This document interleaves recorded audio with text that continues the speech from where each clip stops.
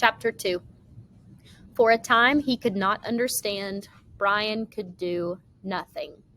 Even after his mind began working and he could see what had happened, he could do nothing. It was as if his hands and arms were lead. Then he looked for ways for it not to have happened. Be asleep, his mind screamed at the pilot. Just be asleep, and your eyes will open now, and your hands will take the controls, and your feet will move to the pedals. But it did not happen.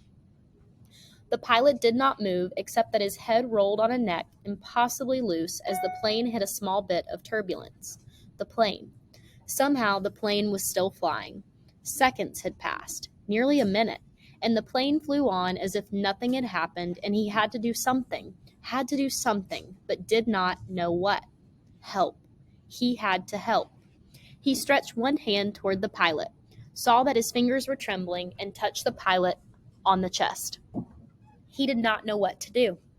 He knew there were procedures, that you could do mouth-to-mouth on victims of heart attacks and push their chests, CPR, but he did not know how to do it, and in any case, could not do it with the pilot, who was sitting up in the seat and still trapped in with his seatbelt.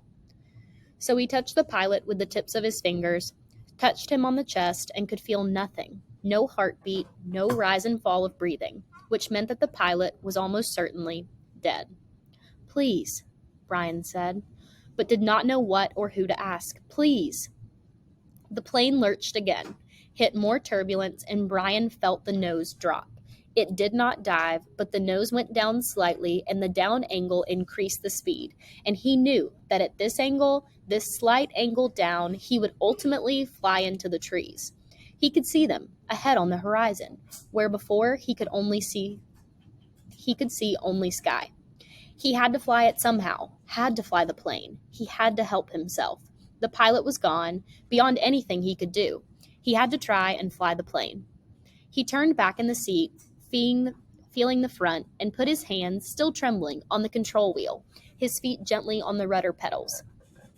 You pulled back on the stick to raise the plane. He knew that from reading. You always pulled back on the wheel.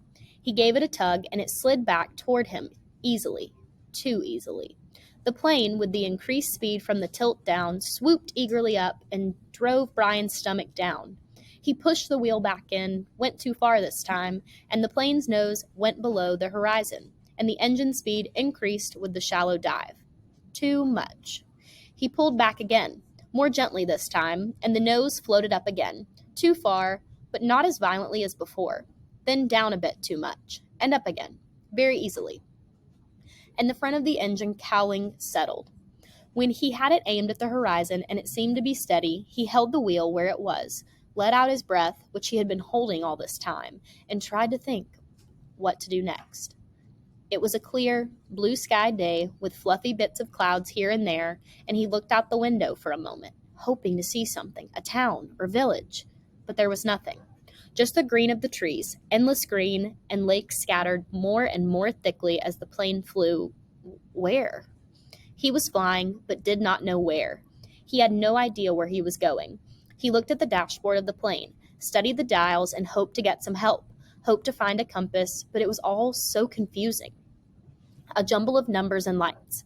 One lighted display in the top center of the dashboard said the number 342. Another next to it said 22. Down beneath that were dials with lines that seemed to indicate what the wings were doing, tipping or moving, and one dial with a needle pointing to the number 70, which he only thought, might be the altimeter, the device that told his height above the ground, or above sea level. Somewhere he had read something about altimeters, but he couldn't remember what, or where, or anything about them. Slightly to the left and below the altimeter, he saw a small rectangular panel with a lighted dial and two knobs. His eyes had passed over it 2 or 3 times before he saw what was written in tiny letters on top of the panel. Transmitter 221 was stamped in the metal, and it hit him, finally, that this was the radio. The radio, of course. He had to use the radio. When the pilot had been hit that way, he couldn't bring himself to say that the pilot was dead. Couldn't think it. He had been trying to use the radio. Brian looked to the pilot. The headset was still on his head, turned sideways a bit from his jamming back into the seat, and the microphone switch was clipped into his belt. Brian had to get the headset from the pilot. Had to reach over and get the headset from the pilot, or he would not be able to use the radio to call for help. He had to reach over. His hands began trembling again. He did not want to touch the pilot, did not want to reach for him, but he had to get to the radio. He lifted his hands from the wheel, just slightly, and held them waiting to see what would happen. The plane flew on normally, smoothly. All right, he thought, now to do this thing. He turned and reached for the headset, slid it from the pilot's head, one eye on the plane, waiting for it to dive. The headset came easily, but the microphone switch at the pilot's belt was jammed in and he had to pull it to get loose. When he pulled, his elbow bumped the wheel and pushed it in, and the plane started down in a shallow dive. Brian grabbed the wheel and pulled it back, too hard again, and the plane went through another series of stomach-wrenching swoops up and down before he could get it under control. When things had settled again, he pulled at the mic cord once more and at last jerked the cord free. It took him another second or two to place the headset on his own head and position the small microphone tube in front of his mouth. He had seen the pilot use it, had seen him depress the switch at his belt, so Brian pushed the switch in and blew into the mic. He heard the sound of his breath in the headset. Hello? Is anybody listening on this? Hello? He repeated it 2 or 3 times, then waited, but heard nothing except his own breathing. Panic came then. He had been afraid and had stopped with the terror of what was happening, but now panic came, and he began to scream into the microphone, scream over and over. Help! Somebody help me! I'm in this plane and don't know. And he started crying with the screams, crying and slamming his hands against the wheel of the plane, causing it to jerk down, then back up. But again, he heard nothing but the sound of his own sobs into the microphone, his own screams mocking him, coming back into his ears. The microphone. Awareness cut into him. He had used a CB radio in his uncle's pickup once. You had to turn the mic switch off to hear anybody else. He reached to his belt and released the die switch. For a second, all he heard was the shh of the empty airwaves. Then, through the noise, a static, he heard a voice. Whoever is calling on this radio net, I repeat, release your mic switch. You are covering me. Over. It stopped and Brian hit his mic switch. I hear you. This is me. He released the switch. Roger, I have you now. The voice was very faint and breaking up. Please state your difficulty and location and say over to signal end of transmission. Over. Please state my difficulty, Brian thought. Gosh, my difficulty? I am in a plane with a pilot who has had a heart attack or something. He can't fly, and I don't know how to fly. Help me, help. He turned his mic off without ending transmission properly. There was a moment's hesitation before the answer. Turn your signal. Your signal is breaking up, and I lost most of it. Understand, pilot, you can't fly, correct? Over. Brian could barely hear him now. Heard mostly noise and static. That's right, I can't fly. The plane is flying now, but I don't know how much longer. Over. Lost signal. Your location, please. Flight number, location, I don't know my flight number or location. I don't know anything. I told you that. Over. He waited now. Waited, but there was nothing. Once, for a second, he thought he heard a break in the noise. Some part of a word, but it could have been static. 2, 3 minutes, 10 minutes. The plane roared, and Brian listened but heard no one. Then he hit the switch again. I do not know the flight number. My name is Brian Robeson, and we left Hampton, New York, headed for the Canadian oil fields to visit my father, and I do not know how to fly an airplane, and the pilot... He let go of his mic. His voice started to rattle, and he felt as if he might start screaming at any second. He took a deep breath. If there is anybody listening who can help me fly a plane, please answer. Again he realized the mic, but heard nothing but the hissing noise of the headset. After half an hour of listening and repeating the cry for help, he tore the headset off in frustration and threw it to the floor. It all seemed so hopeless. Even if he did get somebody, what could anybody do? Tell him to be careful? All so hopeless. He tried to figure out the dials again. He thought he might know which was speed. It was a lighted number that read 160, but he didn't know if that was actual miles an hour or kilometers, or if it just meant how fast the plane was moving through the air and not over the ground. He knew airspeed was different from ground speed, but not by how much. Parts of books he'd read about flying came to him. How wings worked, how the propeller pulled the plane through the sky. Simple things that wouldn't help him now. Nothing could help him now. An hour passed. He picked up the headset and tried again. It was, he knew, in the end, all he had. But there was no answer. He felt like a prisoner, kept in a small cell that was hurtling through the sky at what he thought to be 160 miles an hour, headed, he didn't know where, just headed somewhere until, there it was. Until what? Until he ran out of fuel? When the plane ran out of fuel, it would go down. Period. Or he could pull the throttle out and make it go down now. He had seen the pilot push the throttle in to increase speed. If he pulled the throttle back out, the engine would slow and the plane would go down. Those were his choices. He could wait for the plane to run out of gas and fall, or he could push the throttle in and make it happen sooner. If he waited for the plane to run out of fuel, he would go farther, but he did not know which way he was moving.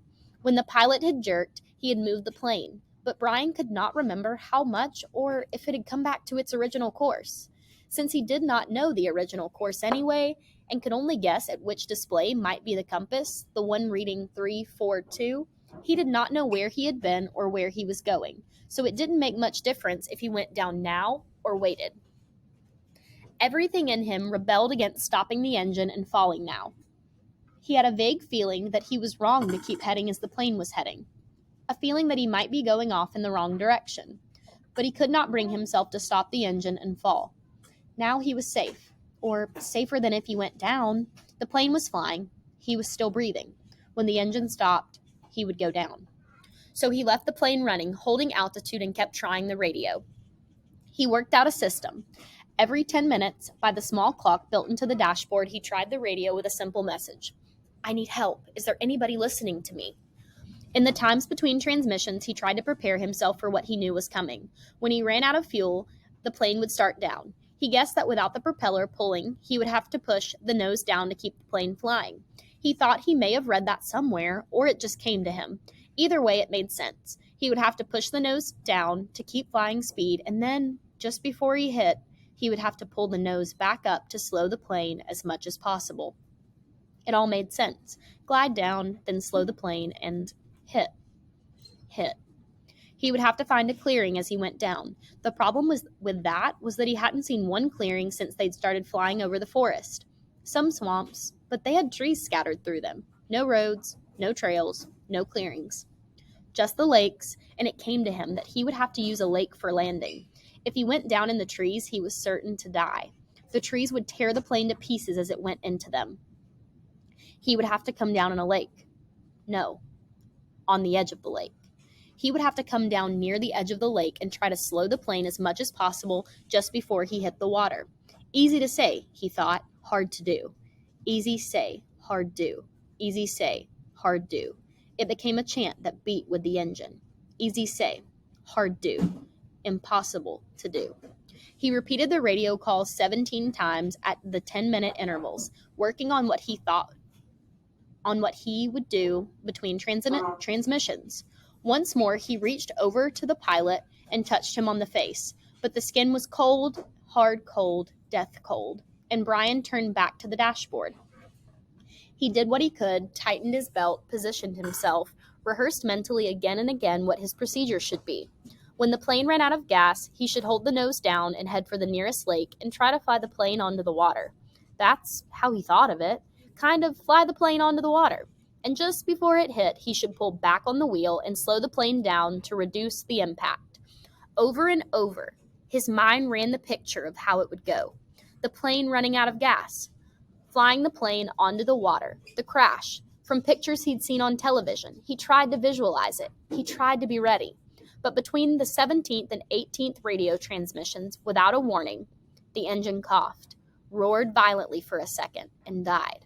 There was a sudden silence, cut only by the sound of the wind-milling propeller and the wind past the cockpit. Brian pushed the nose of the plane down and threw up.